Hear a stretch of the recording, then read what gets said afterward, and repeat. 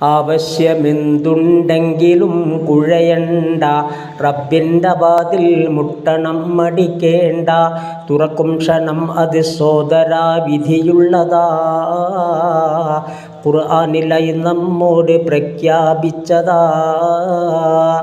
അൽ ബഖറയിൽ നീ നോക്കിയാൽ കാണുന്നതാ, സൂറത്ത് മുഅ്മിനിലും പരസ്യം ചെയ്തതാ. കൂമ്പാരമായി നീ തെറ്റു ചെയ്താൽ തന്നെയും നീട്ടുന്ന കൈ തട്ടാത്ത റബ്ബ പിന്നെയും ആരും എനിക്കില്ലല്ലോ നീയല്ലാതെ എന്നും പറഞ്ഞ് നീ തേടണം വല്ലാതെ. എന്നാൽ അവൻ അതിനുത്തരം ചെയ്യുന്നതാ, ഓർത്തിട്ടു നീ തന്നെപ്പോഴും കരയുന്നതാ. പ്രാർത്ഥന നമുക്കില്ലാതെ വന്നാൽ റബ്ബ് കാട്ടുന്നതല്ല നമ്മളോടൊരു ഹുബ്ബ്. പ്രാർത്ഥിക്കുവാൻ നമ്മോടവൻ കൽപ്പിച്ചതാ, ഇല്ലാതിരുന്നാൽ നമ്മളെ തള്ളുന്നതാ. സൂറത്ത് ഫുർഖാനിൽ അവൻ വിവരിച്ചതാ, എന്നുള്ളതല്ലാതെ അടിമത്തവും കാട്ടുന്നതാ.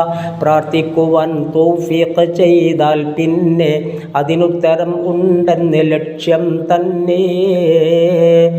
പ്രാർത്ഥന ഇബാദത്ത ഹബീബേ എന്ന് നുഅ്മാൻ അവർ പറയുന്നു നബിയിൽ നിന്ന്.